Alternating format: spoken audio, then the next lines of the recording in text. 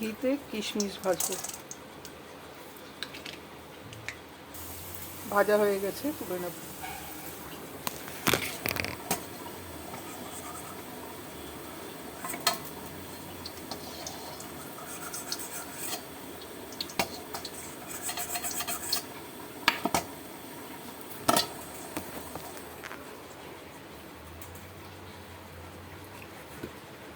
কাজু দেবো।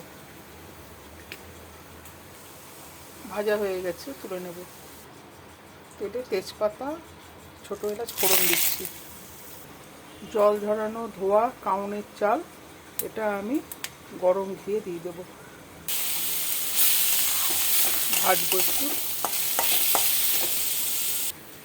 লবণ দিয়ে দেবো, একটু জিরে গুঁড়ো, একটু সঁঠের গুঁড়ো দিচ্ছি, লঙ্কার গুঁড়ো।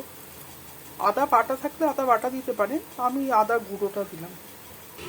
ভাজা কাজু কিশমিশটা দিয়ে দিলাম। জল দিয়ে দেবো এবার। আমি চিনি দিয়ে দিচ্ছি।